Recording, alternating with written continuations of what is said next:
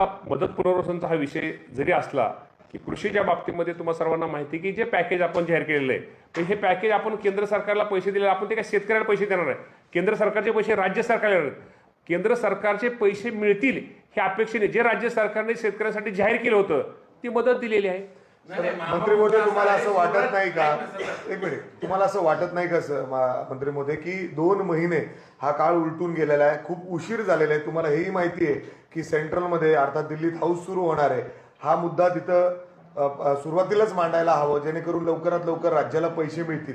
तुम्ही म्हणताय पत्र पाठवलंय, स्वतः केंद्रीय मंत्री म्हणतात अजून असला कुठलाही प्रस्ताव आम्हाला आलेला नाही. अधिवेशनामध्ये असतील, गेल्या आठवड्यातच तो प्रस्ताव आपण पाठवलेला, आठवडा लागला प्रस्ताव. ऐका ना, प्रस्ताव पाठवलेला आहे आणि प्रस्ताव मी तुम्हाला सांगतो ना, जरी प्रस्ताव आपण केंद्राने पाठवलेला जरी प्रस्ताव पाठवला असला, राज्य सरकारने केंद्राचे पैसे मिळतील हे अपेक्षेवरती शेतकऱ्यांना मदत केलेली आहे.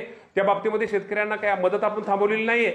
मग ते पैसे काय डायरेक्ट शेतकऱ्याला केंद्राचे पैसे येणार, ते राज्य सरकारलाच पैसे मिळणार आहेत. पण राज्य सरकारने त्यावर केंद्राच्या मदतीची अपेक्षा न ठेवता ते डायरेक्ट पैसे शेतकऱ्याला पण वाटप केलेले. सुद्धा बरेच शेतकऱ्यांना मदत मिळालेली नाही साधारणतः अजून सुद्धा. म्हणजे जसं तुम्ही म्हणताय अजून आकडेवारी पूर्ण आली नाही, तर मदत कशी झाली? नाही, मदत आकडेवारी आपण दिलेली, आकडेवारी कृषी विभागाने दिलेली, पण इतर विभागांची सुद्धा सर इतर आकडेवारी ही गोळा आपण माहिती घेऊन हा प्रस्ताव आणि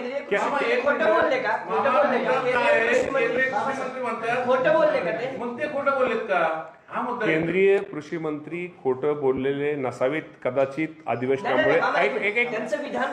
मी 2 मिनिट माझं ऐकून घ्या. राज्य सरकारने प्रस्ताव गेल्या आठवड्यात पाठवलेला आहे. कदाचित तो प्रस्ताव खाली त्यांच्या हे असेल, तो प्रस्ताव त्यांच्याकडे येईल. पण मी तुम्हाला हे प्रामाणिकपणे सांगतो, केंद्र सरकारचा राज्य सरकार हा प्रस्तावाचा आणि शेतकऱ्याच्या मदतीचा हा विषय शेतकरी येत नाही. कारण का ऑलरेडी शेतकऱ्याला आपण मदत करतोय. साधारणतः आज 19 ते 20,000 कोटी रुपयाचे GR हे ऐका ना शेतकऱ्याच्या मदतीचे निघालेले साधारणतः 20-22 जे GR निघालेले, साधारणतः 28 शासनाचे GR निघालेत.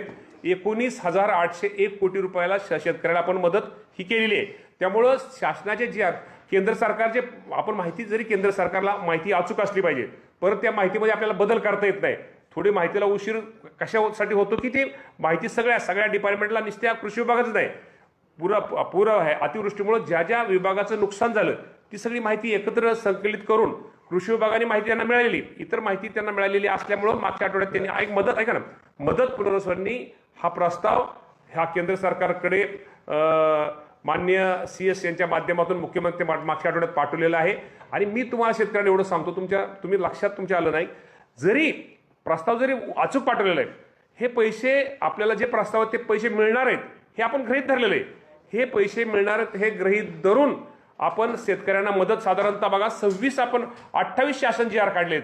आपण 19,801 कोटी रुपयाची मदत ही शेतकऱ्यांना केलेली आहे. केंद्र सरकारचे पैसे मिळणार हे अपेक्षेवरती आपण ती मदत केलेली आहे. किती इन्व्हेस्टमेंट होणं अपेक्षित आहे? तुम्ही काय अहवालामध्ये सांगितलेलं आहे, जो अहवाल तुम्ही केंद्र सरकारला पाठवला? साधारणतः 1,03,00,000 एकर एवढ्या शेतीसाठी आपण तो कृषी विभागाच्या माध्यमातून आपल्या कृषी विभागाचं आपण ते पाठवलेलं आहे. त्यामुळे निश्चित प्रकारे मी तुम्हाला एवढं सांगतो की राज्य सरकार सुद्धा शेतकऱ्यांना मदत करते. या राज्याचे मुख्यमंत्री, दोन्ही उपमुख्यमंत्री ऐका ना पॅकेज आता सगळ्या विभागाचं असल्यामुळं आपण 1 कोटी आपण 2-3 लाख हेक्टर हा कृषीचा आपण मागणी करतोय.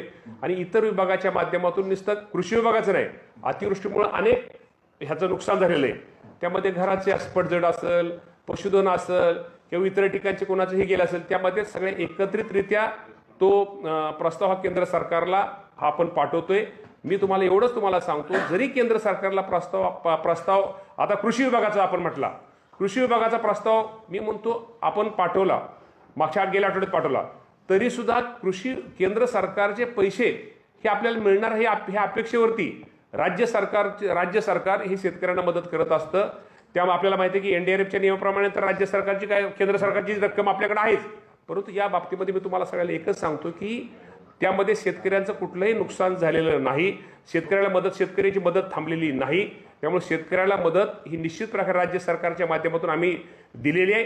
आणि एवढंच काय की मला सकाळी कुणी तर मला तुमच्या अनेक चॅनल विचारलं की त्या शेतकरीच्या कर्जमाफीच्या बाबतीमध्ये सुद्धा मला विचारलं. कर्जमाफीच्या बाबतीमध्ये आपल्या सगळ्यांना माहिती आहे की परदेशी साहेबांच्या ह्याच्याखाली एक कमिटी ही राज्य सरकारने ही केली नेमलेली आहे.